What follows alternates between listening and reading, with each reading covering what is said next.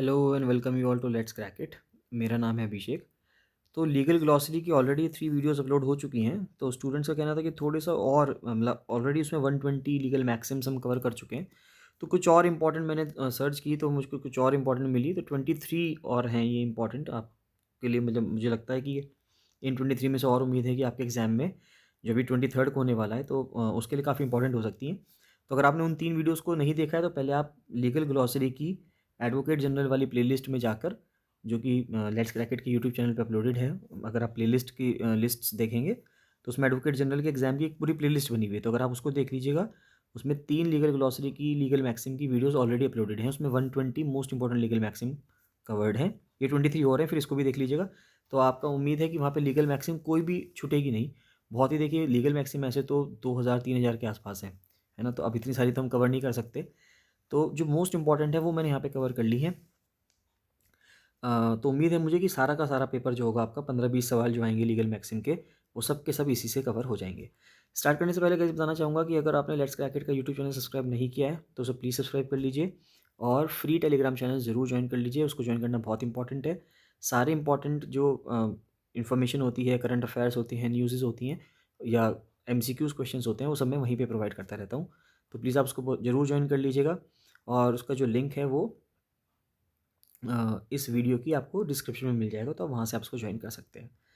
तो स्टार्ट करते हैं। लीगल मैक्सिम अगर हम देखें तो सबसे पहले आता है इन लेमिने। तो इन लेमिने का मतलब है ऑन द थ्रेशोल्ड, यानी कि दहलीज पर। देखिए, मैंने आपको पहले ही बताया था कि ये इंग्लिश में ही इसलिए लिखा हुआ है क्योंकि एग्जाम में आपके इंग्लिश में ही लिखा हुआ आएगा, चाहे हिंदी मीडियम का स्टूडेंट हो चाहे इंग्लिश मीडियम का हो।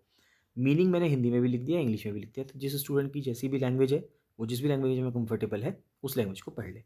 रेस कम्यून्स का मतलब होता है थिंग्स बिलोंगिंग टू एवरीबडी, यानी कि ये कम्युनिटी, कम्यून का मतलब होगा कि कम्युनिटी से बिलोंग करती है, यानी हर किसी की चीज़ें हैं। लेक्स टेलिनिस, देखिए प्रोनाउंसिएशन में हो सकता है मेरी मिस्टेक हो तो उसमें आप पीछे प्लीज़ बियर कर लीजिएगा। लेक्स टेलिनिस है द लॉ ऑफ रिट्रीब्यूटिव जस्टिस, यानी कि प्रतिशोधी न्याय का कानून है ना, प्रतिशोध करना है। एन वेनिरे सा मेरे, यानी कि मदर्स होम है ना। मदर्स होम यानी माँ की कोख को जो कहा जाता है लेटिन में, क्या कहा जाता है? एन वेनिरे सा मेरे। नेक्स्ट आता है एड होमिनिम, यानी कि attacking an opponent's character rather than answering. देखिए ये बहुत ही अच्छी है, एड होमिनिम। ये अगर आपने फिल्म देखी है, बॉलीवुड की जो मूवीज़ बनती हैं उसमें भी इस तरह से होता है कि मान लेते हैं कि अगर किसी पर्सन को, कोई लॉयर है, अगर उसे किसी पर्सन को गिल्ट गिल्ट प्रूफ करना है कि भाई ये तो गलत आदमी है, दोषी आदमी है, तो वो क्या करेगा? उसके पास्ट रिकॉर्ड्स पे जाके उसका जो कैरेक्टर है वो कोर्ट के सामने डिस्कस करने लगते हैं वो। तो वो अपने आप में लीगली रॉन्ग है, आप किसी का कैरेक्टर डिस्कस नहीं कर सकते। तो कह रहा है attacking an opponent character rather than answering his argument, यानी कि उसके आर्ग्यूमेंट को तो आंसर नहीं कर रहे, उसके कैरेक्टर के ऊपर जाने लगे। This kind of behaviour and argument are not allowed in court, यानी किसी विरोधी के तर्क का जवाब देने के बजाय उसके चरित्र पर हमला करना, है ना। कई सारी मूवीज़ अगर आपने देखी होंगी, अगर आपको मेरी बात सुन के रिकॉल हुआ होगा, अगर आपने फिल्म्स देखी हैं कुछ, तो बहुत सारी फिल्म्स ऐसी हैं जहाँ पे भी ये कोर्ट केस दिखाया जाता है। तो वहाँ पे ऐसा होता है कि जो पर्सन है वो उसको, उसकी बातों को अपोज तो नहीं करता लेकिन उसके कैरेक्टर पे चला जाता है ना। फिर कैरेक्टर के थ्रू प्रूफ करना चाहता है कोर्ट में कि वो व्यक्ति गलत है ना, जो अपने आप में कानूनन गलत तरीका है, ऐसा नहीं हो सकता। नेक्स्ट है एनिमस पॉसिडेंडी। तो क्या है? एक इंटेंशन टू पॉसेस। पॉसेस का मतलब होता है कि आपके पास कोई चीज़ है क्या। Sometimes called animus is the other component of possession. All that is required is an intention to possess something, यानी कि इसमें क्या है कि इंटेंशन होनी चाहिए, यानी कि अंदर आपके अंदर एक भावना होनी चाहिए, इंटेंशन होनी चाहिए, इच्छा होनी चाहिए कि आपके पास कोई चीज़ हो। पोजेस का मतलब होता है कि आप कोई चीज़ रखते हैं अपने पास फॉर द टाइम बिंग, कुछ समय के लिए। In common law countries the intention to possess a thing एक फैक्ट के रूप में है। तो हिंदी में देख लेते हैं क्या कह रहा है। कब्जा करने का इरादा है ना। पॉसेस का मतलब हो गया यहाँ पे आपके पास कोई चीज़ है, आप उस पर कब्जा करना चाह रहे हैं। तो कब्जे का दूसरा घटक है केवल कुछ समय के लिए कुछ रखने का इरादा आवश्यक है, यानी कि कुछ समय के लिए मुझे किसी चीज़ को रखना है तो उसके लिए एक आपका इरादा होना चाहिए। तो वही चीज़ ये कह रहा है। नेक्स्ट आता है स्टेयर डिसाइसिस, यानी कि टू स्टैंड बाय डिसीजंस, यानी कि आपने जो डिसीजन लिया उसी पे आप अटल रहेंगे, खड़े रहेंगे। This is the maxim because of which past decisions are followed by subsequent tribunals ensuring that like treatment is meted out for similar. यानी कि अब स्टेयर डिसाइसिस का मतलब क्या हुआ कि अगर पहले केस, किसी केस में कोई डिसीजन दे दिया गया है, तो आगे अगर सिमिलर कोई केस आता है, जो ट्रिब्यूनल्स बनी हुई होंगी, प्राधिकरण बने हुए होंगे, मान लेते हैं जो ट्रिब्यूनल बना हुआ होगा, सॉरी प्राधिकरण नहीं, वो तो अथॉरिटी होती है, जो न्यायाधिकरण बने हुए होंगे, तो वो क्या कर लेगा, अगर वो कोई वैसा ही केस सुन रहा है तो वो वही जजमेंट देगा, उसी प्रकार से जजमेंट देगा जिस तरह से जजमेंट पहले वाले केस में जो पहले प्रेसिडेंट हो चुका है उसमें दिया गया हो। तो यानी कि निर्णयों के साथ खड़े रहना ये एक कहावत है जिसके कारण पिछले निर्णयों का पालन बाद के न्यायाधिकरणों द्वारा सुनिश्चित किया जाता है। यानी बाद में जो ट्रिब्यूनल्स बनेंगी वो उसी निर्णय को पालन करेंगी जैसे पहले कभी सुप्रीम कोर्ट ने या बड़ी किसी कोर्ट ने किसी केस में सुनाया होगा। फिर आता है कोड पर में नॉन पॉजम नेक पर एलियम, यानी कि what a person can not do by himself he can not do through another person. देखिए ये भी बहुत ही सुंदर है, आप इसको समझ सकते हैं। उनका कहना यह है कि what a person can not do by himself he can not do through another person. शायद अगर आप इसको समझ पा रहे हैं तो वो ये कहना चाह रहा है कि एक पर्सन जो काम खुद नहीं कर सकता वो किसी और से भी उस काम को नहीं करवा सकता। मान लेते फॉर एग्जांपल कोई मर्डरर ही है ना, वो कहता है कि भाई मैं खुद तो मर्डर करूंगा नहीं, लेकिन किसी पर्सन की सुपारी दे देता हूँ, जैसे फिल्म्स में दिखाया जाता था, है ना। तो अब इसमें क्या होगा, जिस पर्सन ने मारने के लिए किसी दूसरे पर्सन को पैसे दिए कि भाई दूसरे पर्सन को उसने पैसे दिए कि आप तीसरे पर्सन को मार दो, तो जो वो पहला पर्सन है, दूसरा पर्सन तो कल्प्रिट है ही, वो तो क्रिमिनल है ही क्योंकि उसने तो मारा ही है। लेकिन जो पहला पर्सन है जिसने उसको पैसे दिए थे, क्योंकि वो खुद तो मार नहीं सकता था लेकिन उसने दूसरे को पैसे दे दिए, तो जो वो पहला पर्सन था वो भी अपने आप में क्रिमिनल होगा, वो भी अपने आप में गिल्टी उसका होगा, वो साफ आदमी नहीं होगा। तो hence by delegating act that is impermissible you are not absolve of liability. मान लेते हैं कि कोई एक ऐसा एक्ट है जो परमिसिबल नहीं है ना, इम्परमिसिबल एक्ट है। तो ऐसा नहीं है कि आपने अपना एक्ट डेलीगेट कर दिया, आपने कह दिया भाई मैं तो ये काम नहीं कर रहा, मैं तो ये मर्डर नहीं कर रहा, तू मर्डर कर ले मेरी तरफ से, है ना। किसी दूसरे पर्सन को कह दिया कि भाई तुम मर्डर कर लो मेरी तरफ से। तो ये तरीका सही नहीं है, मतलब ये नहीं पॉसिबल है। और ऐसा नहीं है कि आप अपनी लाइबिलिटी से एब्जॉल्व कर दिए जाएंगे, आप अपनी लाइबिलिटी से पिछड़ जाएंगे, आपके ऊपर भी केस चलेगा और आप भी अरेस्ट होंगे। This makes a principal liable for the acts of his agent. यानी कि जो प्रिंसिपल है, यानी कि जो वो पर्सन था, पहला पर्सन जिसने पैसे दिए होंगे, वो खुद लाइबल है उन कृत्यों के लिए जो उसके एजेंट ने किए होंगे। Similarly if a person induces someone to commit an offence such person is also liable. यानी कि अगर कोई पर्सन किसी को उत्साहता है कि भाई तुम ये काम कर लो, तो वो पर्सन भी क्या है, ऑफेंसिव पर्सन है, वो भी लायबल है सजा के। यानी कि जो इंसान खुद से नहीं कर सकता वो किसी और के जरिए भी नहीं करा सकता, है ना। इसलिए किसी ऐसे कार्य को प्रत्योजित करने करके जो नुमे है, यानी कि उसके लिए आपको आप अलाउ नहीं है, आप दायित्व से मुक्त नहीं है। यानी कि आप अपने दायित्व से मुक्त नहीं हो सकते। ऐसा नहीं कह सकते भाई मैंने थोड़ी किया है, उस पर्सन ने किया है, लेकिन उस पर्सन को कहा किसने था करने के लिए, तो वो आपने कहा था, तो इस वजह से आप भी उसमें अरेस्ट होंगे। नेक्स्ट आता है पैक्टा प्राइवेटा ज्यूरी पब्लिको नॉन डेरोगेट पॉसिम। तो यह इसमें क्या लिखा है कि एक प्राइवेट कॉन्ट्रैक्ट जो है can not derogate from the law. यानी कि प्राइवेट कॉन्ट्रैक्ट जो है वो कानून से दूर नहीं जा सकता, है ना, उससे बदल नहीं सकता। यानी कि एक निजी अनुबंध कानून से अलग नहीं हो सकता। तो therefore by entering into a contract if you agree to do something that does not fall within the ambit of the law you can not circumvent it. यानी कि अब क्या हुआ कि मान लेते हैं आपने एक कॉन्ट्रैक्ट साइन कर लिया, ये कॉन्ट्रैक्ट है, आपने इसको साइन कर लिया। If you agree to do something that does not fall within the ambit of the law, यानी कि अगर आप कुछ ऐसा काम करते जा रहे हैं जो कानून के तहत नहीं है, तो आप ऐसा नहीं है कि आप इसे ऐसे घूम के चले जाएंगे, सर्कमवेंट कर देंगे, यानी कि इसको पार करके कुछ और काम करने लगेंगे, ऐसा नहीं हो सकता। Such a contract would be void. वो कॉन्ट्रैक्ट अगर आप ऐसा करते हैं तो वो नल एंड वॉइड माना जाएगा, उसको रद्द कर दिया जाएगा। For instance in India wagering contracts are illegal, है ना, वेजरिंग कॉन्ट्रैक्ट्स नहीं हो सकते। If I make a wager and win and you default in making payment I can not sue you for making good the bad since, है ना। तो इसको मतलब क्या कह रहा है वो कि उदाहरण के लिए भारत में दांव लगाने के, है ना, दांव, अब आप दांव नहीं लगा सकते किसी पे कि अनुबंध अवैध है। यदि मैं एक दांव लगाता हूँ और जीतता हूँ और आप भुगतान करने में चूक करते हैं, तो मैं आप पर दांव लगाने के लिए मुकदमा नहीं कर सकता, क्योंकि हमारा अनुबंध शुरू से ही शून्य था, यानी कि वॉइड था, यानी कि इलीगल था। मतलब कि आपने अगर कोई ऐसा किसी से पर्सन से कर लिया कि भाई मैं दांव लगाऊंगा, है ना, और अगर मैं जीत गया तो तुम मुझे पैसे दोगे। फॉर एग्जाम्पल आप जीत गए और उसने पैसे देने से मना कर दिया, तो आप उसको लेके कोर्ट नहीं जा सकते, क्योंकि आप जो काम कर रहे थे वो अपने आप में पहले से इलीगल था, है ना, वो तो नल एंड वॉइड था सरकार की तरफ से, कानून की तरफ से। तो अब आप जो गलत काम कर रहे थे उसके खिलाफ आप कंप्लेन भी नहीं कर सकते, सबसे बड़ी प्रॉब्लम यही है। नेक्स्ट आता है कॉन्ट्रा नॉन वेलेंटम एजेर न्यूला क्यूरेट प्रेस्क्रिप्टिव। तो देखिए इसकी जो पीडीएफ है, ऑलरेडी इसकी पीडीएफ जो है, जिन स्टूडेंट्स ने लीगल ग्लॉसरी की पीडीएफ मेरे से ले रखी थी, यानी कि जिन स्टूडेंट्स ने पहले पीडीएफ्स ले रखी हैं, सभी स्टूडेंट्स को पीडीएफ प्रोवाइड कर दी गई है। टेस्ट सीरीज़ वाले जो स्टूडेंट्स थे उन सभी को पीडीएफ प्रोवाइड कर दी गई है। तो काफ़ी सारे स्टूडेंट्स ऐसे थे जिनको पीडीएफ प्रोवाइड कर दी गई है। अगर आपको भी इन केस पीडीएफ लेनी है तो आप मुझे 7665804421 पर कॉल या मैसेज कर सकते हैं, PDF ले सकते हैं। साथ ही साथ अपर पीसीएस प्रीलिम्स की टेस्ट सीरीज़ भी ओपन है, तो यानी कि जो स्टूडेंट्स यहाँ पे सुन रहे हैं और अपर पीसीएस प्रीलिम्स की तैयारी भी कर रहे हैं, तो वो भी बहुत ही नॉमिनल बेसिस पे अपर पीसीएस प्रीलिम्स की टेस्ट सीरीज़ है कि जिससे कि बहुत सारे काफ़ी स्टूडेंट्स का फ़ायदा होना चाहिए, इसलिए ये सोच के उसकी फ़ीस बहुत कम रखी गई है, आप देख सकते हैं।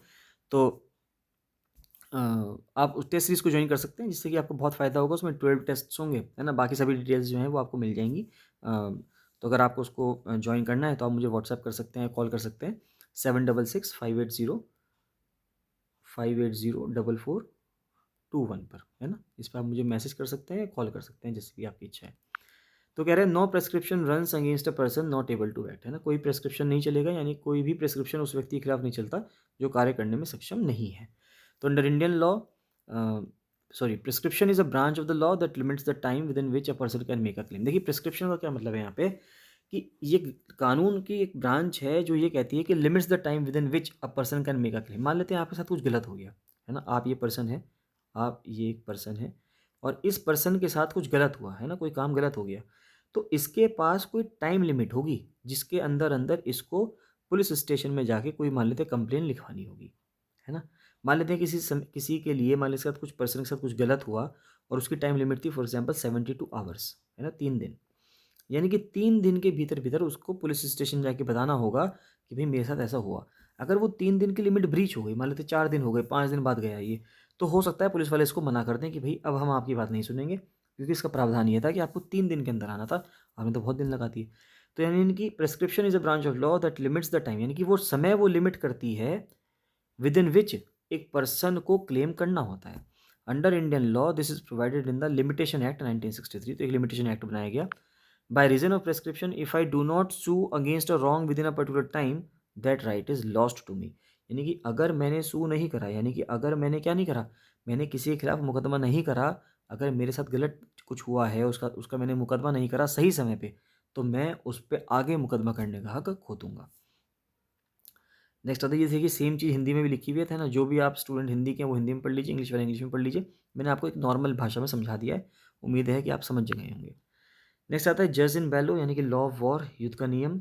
नेक्स्ट आता है मेयर क्लोजम, यानी कि क्लोज्ड सी। देखिए मेयर क्लोजम का मतलब है क्लोज्ड सी, यानी कि एक ऐसी बॉडी पानी की under the jurisdiction of a state, यानी कि जो किसी स्टेट के यूनियन नेशन देश के ज्यूरिसडिक्शन में है, यानी कि क्षेत्राधिकार में है, to which access is not permitted, यानी कि वहाँ पे आप जा नहीं सकते, या टाइटली रेगुलेटेड है, यानी कि बहुत ज़्यादा रेगुलेशन के साथ आप वहाँ जाएंगे वरना आप वहाँ पे जा ही नहीं सकते। नॉन कंपोजमेंटिस का मतलब है not in position of one mind, यानी कि किसी के दिमाग में नहीं है कोई चीज़, उसको ही कहते हैं। नेक्स्ट आता है कॉन्सेंसस एड आइडम, यानी कि द मीटिंग ऑफ माइंड, यानी जहाँ पे मन का मिलन होता है, 2 या 3 लोगों की का जो मन है, यानी कि जो बातें हैं वो सेम जब होने लगती हैं तो उसको कहते हैं कंसेंसस, यानी कंसेंसस हो गई, सब में सहमति हो गई, है ना? नेक्स्ट आता है न्यूडम पैक्टम, यानी कि ग्रेचुअस और बेयर प्रॉमिस, है ना? यानी कि एक अनावश्यक या बेदाग आपने कोई वादा कर दिया, कोई प्रतिफल नहीं, यानी कोई आपको फ़ायदा नहीं होगा उससे, डिवर्ड और ऑफ एनी कंसिडरेशन, तो उसको हम कहते हैं न्यूडम पैक्टम। न्यूड मतलब यही आप समझ सकते हो। एक्स टुर्पी कॉजा नॉन रिटूर एक्शन, यानी कि एक person can not pursue a cause of action if it arises out of his own guilty act, यानी एक व्यक्ति कार्रवाई के एक कारण का पीछा नहीं कर सकता यदि वह उसके स्वयं के दोषी कार्य से उत्पन्न होता है, यानी कि अगर उसने खुद गलत कोई काम किया है किसी पर्सन ने और उसके वजह से कोई चीज़ उत्पन्न होती है तो उसके पीछे नहीं जा सकता वो, ये कहना चाह रहे हैं। नेक्स्ट आता है कि प्राजम्शियो इनोसेंशिये, यानी कि प्रिजम्पशन ऑफ इनोसेंस। देखिए इससे सिंपल सी बात है, प्रिजम्पशन ऑफ इनोसेंस तो है ही, हमारे यहाँ कानून में यही कहा जाता है कि a person is innocent unless proved guilty, यानी कि एक पर्सन हमेशा मासूम कहा जाएगा उसको जब तक कि उसके ऊपर आरोप सिद्ध ना हो जाए। अगर वो मान लेते हैं आपको लगता है कि वो आरोपी है तो पहले वो आरोप सिद्ध होना चाहिए उस पर, अगर आपने वो आरोप उस पर सिद्ध कर दिया तभी वो आरोपी होगा, नहीं तो जिस दिन तक उस पे आरोप सिद्ध नहीं होगा उस दिन तक यही माना जाएगा कि वो क्या है, वो बेदाग है, वो मासूम है। नेक्स्ट आता है नॉन बेस इन इडम, यानी कि not twice in the same, यानी कि इसका मतलब ये हुआ कि प्रोहिबिशन अगेंस्ट डबल जियोपार्डी, यानी कि बहुत ही अच्छा है कि आपको सेम मान लें आपने कोई सेम कृत किया, कोई सेम कार्य किया, गलत कर दिया, तो आपको एक कार्य के लिए 2 बार सजा नहीं मिलेगी। इसका मतलब ये है a legal action can not be brought twice for the same act of offence, यानी कि अगर आपने कोई एक अपराध किया तो एक अपराध के लिए आपको 2 बार सजा नहीं मिल सकती। तो एक अपराध के लिए आपको एक बार अगर आपको सज़ा मिल गई तो उसी अपराध के लिए आपको दूसरी सज़ा नहीं मिलेगी कि आपने कोई पुलिस या कोई कोर्ट आपको कहने लगे कि भाई आप जो है इस कृत्य की सज़ा दोबारा करें, दोबारा झेलें, तो ऐसा नहीं होगा। अगर आपने एक बार सज़ा ले ली तो हो गया। नेक्स्ट है फॉल्सस प्रोक्यूरेटर यानी कि फॉल्स रिप्रेजेंटेटिव, यानी कि अगर आपने किसी को झूठा प्रतिनिधि बना के अपना भेज दिया तो उसको यहाँ पे ये मैक्सिम यूज़ होती है। इम्पोशेंशिया एक्सक्यूजेट लिजम यानी कि impossibility is an excuse in law, यानी कानून में असंभवता एक बहाना है ना, कि आप कह सकते हो भी असंभवता, ये सिर्फ बहाना है या हकीकत नहीं है, कुछ भी हो सकता है। नेक्स्ट आता है इन पेरी कॉजा पोजेसर पोटियोर हैबेरी डिबेट, है ना, देखिए काफ़ी बड़ी सी और ऐसे एग्जाम में पूछी भी जाती हैं। अगर आपने एडवोकेट जनरल से पहले जो 2018 में हाई कोर्ट का पेपर हुआ है, अगर आपने वो देखा होगा तो आप पाएंगे उसमें मैंने पेपर ग्रुप पे शेयर कर रखा है टेलीग्राम चैनल में, फ्री टेलीग्राम चैनल में शेयर किया हुआ है। अगर आपने ज्वाइन नहीं किया उसे प्लीज़ ज्वाइन कर लीजिए और पेपर देखिए, आप पाएंगे कि ऐसे क्वेश्चन भी पूछे गए हैं। तो वो कहता है कि when two parties have equal rights, जब दोनों पार्टी के राइट्स इक्वल होते हैं, the advantage is always in favour of the possessor, यानी कि जो पोजेसर होता है, जो स्वामी है, उसके फेवर में जो है एडवांटेज होता है, फ़ायदा उसी को होता है ज़्यादातर। नेक्स्ट है इन पेरी डेलिक्टो पोटियोर एस्ट कंडीशन पॉसिड्यूटिस, यानी in equal fault condition of possessor is better, यानी कि अगर दोनों की समान गलती होगी तो पोजेसर यानी जो स्वामी होगा उसकी जो कंडीशन है, उसकी जो परिस्थिति है वो ज़्यादा बेहतर होगी। नेक्स्ट आता है चैम्पर्टी, यानी कि getting share in a legally disputed property, यानी अगर आपको शेयर मिले एक लीगली डिस्प्यूटेड प्रॉपर्टी में, यानी कि कानूनी रूप से विवादित संपत्ति में अगर आप हिस्सा लेना चाह रहे हैं तो उसको हम क्या बोलते हैं, चैम्पर्टी बोलते हैं। तो सी दीज आर द 23, ये 23 मोस्ट इंपॉर्टेंट लीगल मैक्सिम्स थी जिसको मुझे उम्मीद है कि आगे आ सकती है ये एग्जाम में, 23 के एग्जाम में। तो 120 पहले हैं, 23 ये हैं, यानी कि लगभग 143 हो गई हैं। तो इनको प्लीज़ आप बार बार देखते रहिएगा, रिवाइज करते रहिएगा। किसी स्टूडेंट को अगर पीडीएफ चाहिए तो आप मुझसे पीडीएफ ले सकते हैं, और टेस्ट सीरीज ज्वाइन करना चाहते हैं तो टेस्ट सीरीज ज्वाइन कर सकते हैं, और बाकी नहीं तो इन वीडियोस को जरूर देखते रहिएगा। अगर आप टेस्ट सीरीज नहीं ले रहे तो नहीं लीजिए, पीडीएफ नहीं ले रहे तो नहीं लीजिए, कोई बात नहीं, लेकिन इन वीडियोस को जरूर देख लीजिएगा, जिससे कि आपका एग्जाम जो 23 को होने वाला है उसमें आपको बहुत ज़्यादा हेल्प मिले। और जब आप एग्जाम दे के आएंगे तो आप खुद पाएंगे कि इनमें से कई सारी मैक्सिम जो हैं आपके एग्जाम में पूछी गई हैं, और आप खुद अप्रिशिएट करेंगे खुद को कि आपने सही समय पर इन वीडियोज़ को देख लिया तो आपका फ़ायदा हो गया। चलिए मिलते हैं नेक्स्ट वीडियो में। So thank you and bye bye.